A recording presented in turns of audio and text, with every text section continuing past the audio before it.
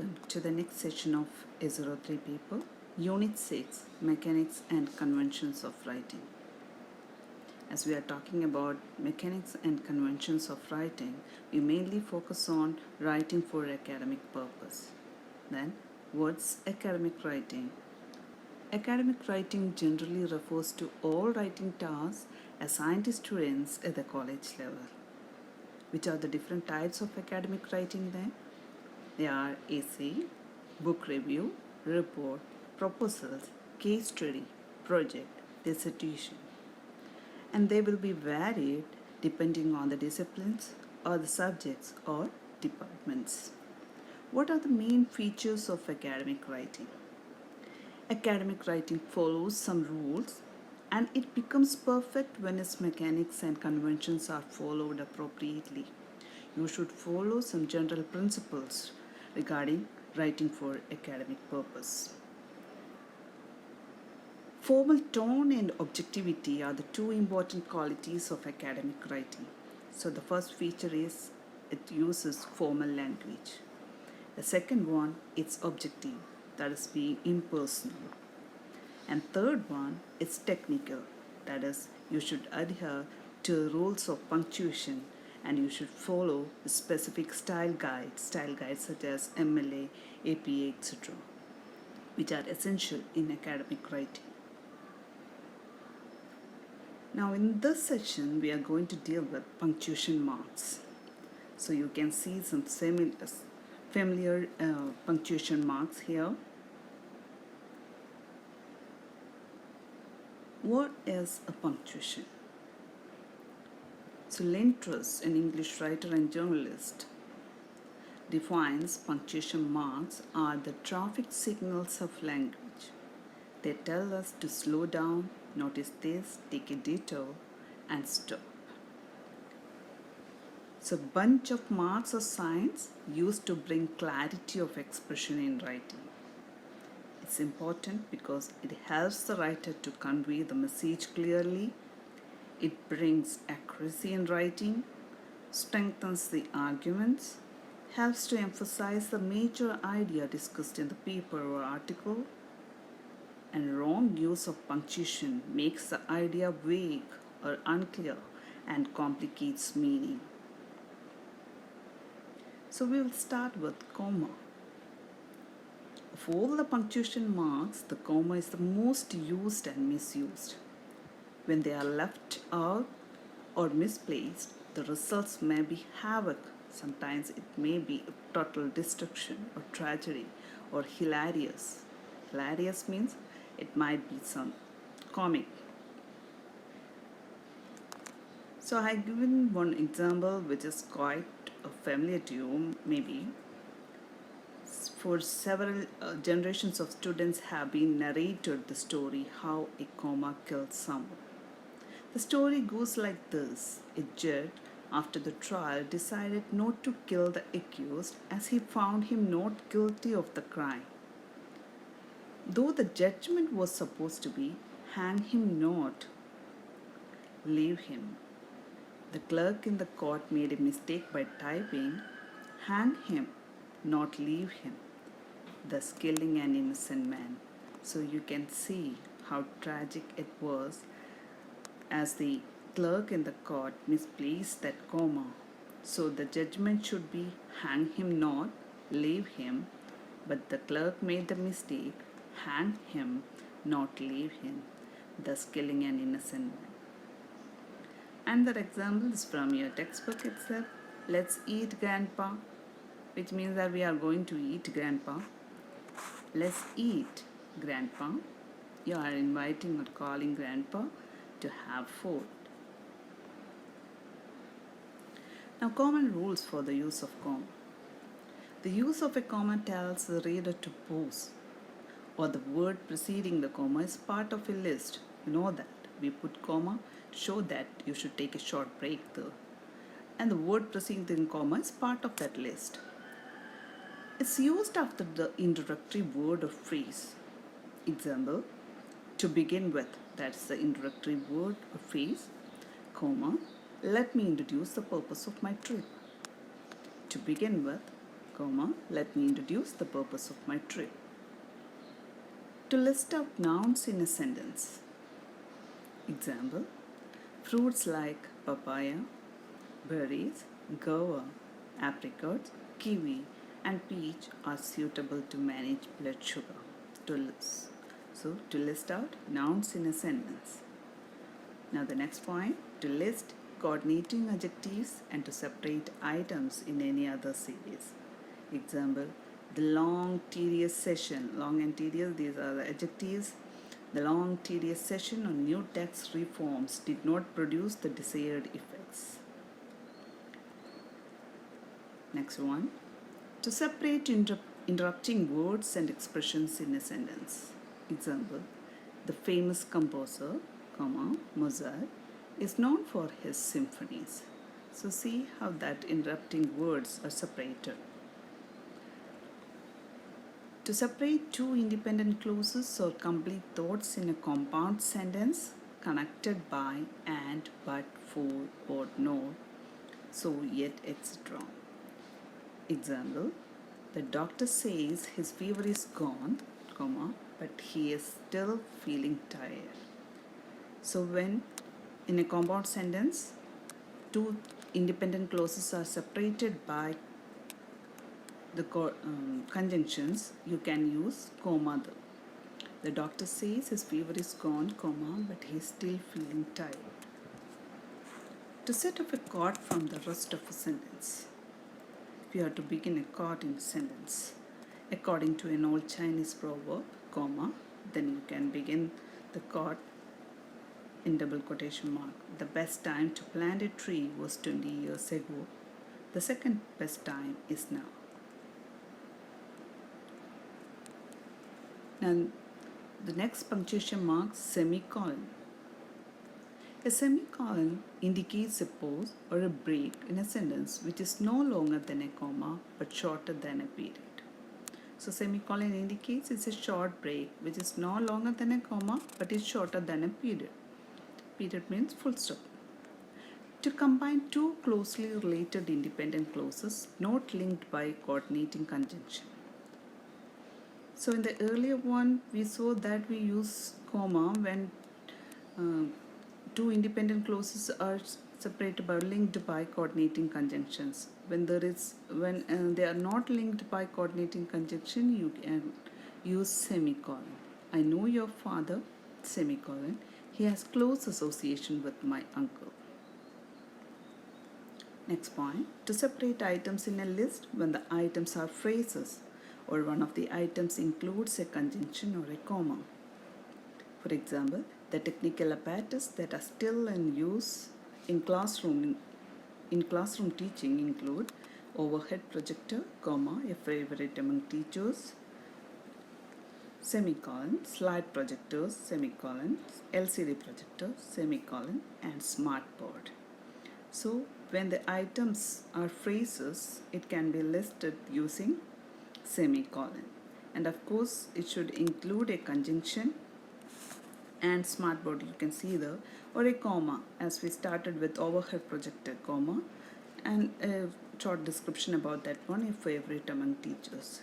Then the other phrases should be listed by using semicolon. Next point, a semicolon can be used to replace a period if the writer wishes to reduce the gap between linked sentences in a paragraph. So instead of a full stop, you can use semicolon if you have to shorten the sentences. It's dangerous to text, read messages when you try. Semicolon. Some say it's more dangerous than drunk driving. Next point, the word however comes after a semicolon or a period and is followed by a comma. Example, there are states that demand a greater degree of autonomy, semicolon. However, this can lead to a situation where the other states make similar demands. So, while you use however, semicolon comes before however and comma after however. Now the next punctuation mark, colon. Colons are often used in formal and informal contexts. Colons are used to separate two independent clauses where the first introduces or explains the second. Example, I have not even completed half my revision exercises. Colon, my examination is round the corner. So when you have to separate two independent clauses where the first introduces or explains the second. Okay, I have not even completed half my revision exercises. So we are explaining the reason for the second sentence. My examination is round the corner. To start a list of items. Example, the following holy books were mentioned in the essay. So before starting listing out the items, you can use call New Testament, comma, Bhagavad Gita, comma, Holy Quran, comma, and Guru Granth Sahib. To introduce a quotation that is independent from the structure of the main sentence, the developer was arguably one of the earliest Indian writers to observe the ecological function of rains, colon. Then you can introduce a quotation. The world survives because of the rains, and therefore rain is known to be the nectar of immortality. Now next one, double quotation mark. Double inverted commas or quotation marks are generally used to present a material directly taken from a source. They are also used to set off titles of essays, poems, and stories. Quotation marks help you differentiate ideas or words of others from your own ideas. Example, in search of her mother's gardens. So you can see that is the title of the story is given in double quotation mark, can be considered as Alice Walker's attempt to answer her own question, comma. Then you can start or present the quotation taken from the work directly. How was the creativity of black women kept alive year after year and century after century, when for most of the years black people have been in America? It was a punishable crime for a black person to read or write. So quotation marks help you differentiate ideas or words of others from your own ideas.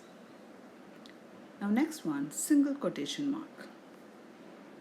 A single quotation mark can be used when you introduce a word or phrase as a technical term and when you use a word as a word. For example, the word ecology is given in single quotation, derives from the Greek oikos, meaning household or place to live. So when you have to introduce a word or phrase as a technical term, or when you have to use a word as word, you can use single quotation. If you want to show a chord within a chord, you can show the first chord in double inverted commas and the chord within in single inverted commas. Okay, if you want to show a chord within a chord, you can show the first chord in double inverted commas and the chord within the sentence in single inverted comma. Anand reiterated his resolve to strive, to seek, to find, and not to yield. That's a line from Tennyson's poem Ulysses. So that chord can be given in single inverted comma, and the first chord can be given in double inverted comma. Now next one, apostrophe. The main use of apostrophe is to indicate a contraction or a possession. If you have to give the short form or to show the possession, you can use apostrophe. It's also used to form the plural of a number, letter, symbol, abbreviation, or a word presented as a word, and to indicate some omitted letters in the informal writing. Example, my sister's scooter needs a new seat cover. My sister's scooter shows the possession. Students help desk has been closed for past 3 months. Students, the word is plural, so after the plural word you can use apostrophe alone. Don't use apostrophe and s. Students' help desk has been closed for past 3 months. They have verified the certificates of all candidates who attend the interview. So that is the contraction. Have is shortened as apostrophe VE. They have verified the certificates of all candidates who attended the interview. There are 5 C's in his organization's name.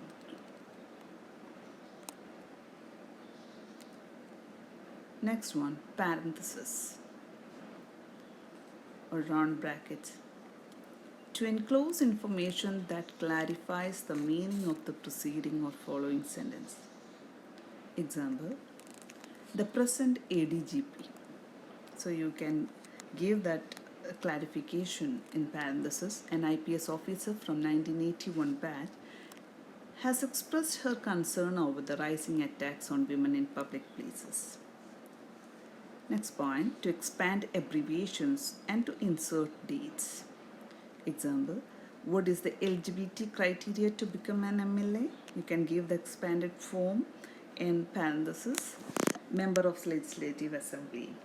APJ Abdul Kalam, you can give and insert the dates or the year in parenthesis. 1931 to 2015 was the 11th President of India. In academic writing, parentheses are used to give in-text citations.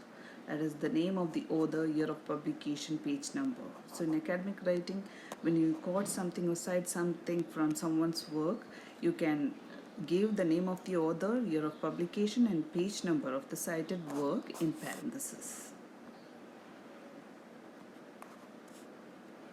Next one, brackets. Brackets or square brackets are used to insert a clarification, a translation, parenthesis within parenthesis, a change in capitalization. Example, as Kushwant Singh wrote, morality is a matter of money. Poor people cannot afford to have morals. So you have given that emphasis added in brackets to insert that clarification. Also, they have religion. Next example, the final essay in unto this last, ad valorem. The meaning is given in brackets according to value. Gives a definition of value that does not depend on money in exchange of labor. Susan Sontag opined that, see that? That is, the change in capitalization is shown in that bracket. Travel becomes a strategy for accumulating photographs. Now next one, dash. It's also known as M dash. It's slightly different from N dash. N dash is the shorter version of M dash. And the hyphen. Hyphen is even shorter. Dash is 3 times longer than a hyphen. A comma, colon, and parenthesis can be replaced by a dash. It is used to indicate a break in a sentence and also to give some additional information. Example, no student, dash, not even the leader of the students' union, dash, was present to receive the chief guest. N dash is used to indicate inclusive page numbers and dates. Space is not needed before or after N dashes. Example, the guidelines are provided on pages 41-49. That is from pages 41 to 49.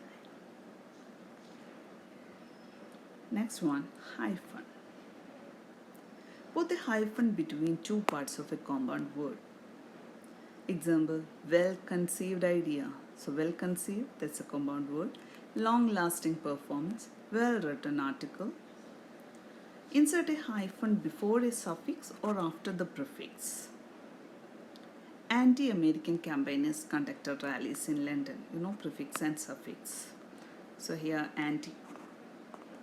That's a prefix added to American, anti-American. So hyphen comes after the prefix and before the suffix.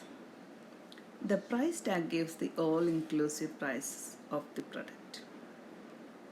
Compound numbers less than 100 are split with a hyphen. Example 75, 42, etc. Now period, that is full stop. The period, the simplest punctuation mark, is used at the end of a sentence. Sentence ending with sentence ending with question mark or exclamation mark do not require periods. An ellipsis or omission is indicated by a series of 3 periods. So this is known as ellipsis. Ellipsis is not used at the end of a sentence in academic writing. If a sentence ends with a parenthesis, the period is usually placed outside the parenthesis. Example, you are unlikely to get a good hotel room in Munnar in December and January. So in parenthesis, the peak travel season. So if the sentence ends with the parenthesis, the period usually is placed outside the parenthesis. However, if the parenthesis contains a full sentence, the period falls inside the parenthesis. See the example? You are unlikely to get a good hotel room in Munnar in December and January. Full stop. Then in parenthesis, it's very difficult to get rooms in Alapura as well during peak season. So period is given inside the parenthesis itself because it contains a full sentence. Periods are used with most lowercase and mixed case abbreviation. Lowercase, small letters, and mixed case with capital and small letters. In abbreviation forms, you can use periods with the most lowercase and mixed case abbreviations. Example E.G, AM, etc., etc., volume, VOL dot, JR dot, junior, Mrs., etc. However, many do not use periods with uppercase abbreviations such as RO, ATM, FBI, CIA. RO, Research and Analysis Wing, ATM, Automated Teller Machine, FBI, Federal Bureau of Investigation, like that. So we won't use periods with uppercase abbreviation in most of the cases. Periods are used in certain uppercase abbreviations like academic qualifications such as BA, MA, BEd, MPhil.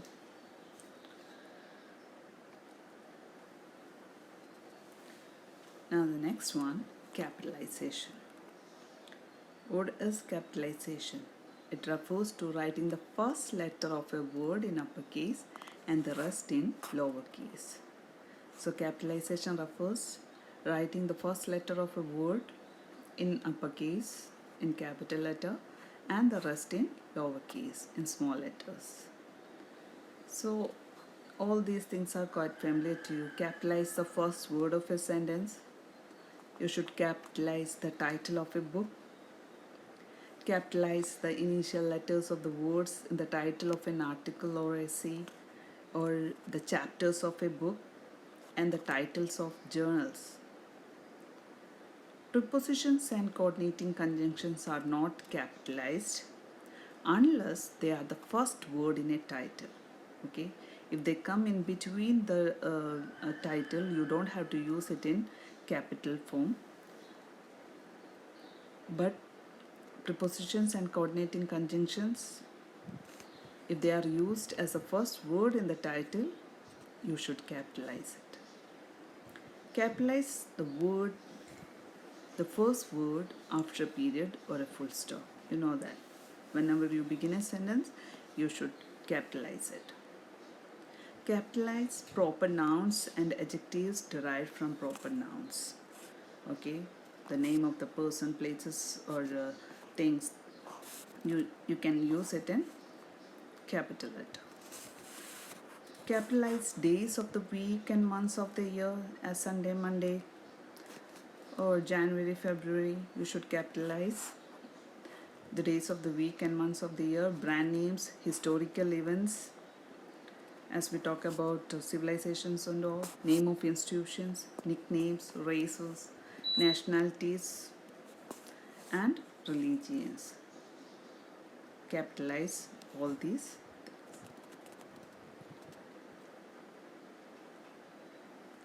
So thank you. This is the end of part 1. We will continue with our sessions with the academic styles and academic integrity in the next session. Thank you once again.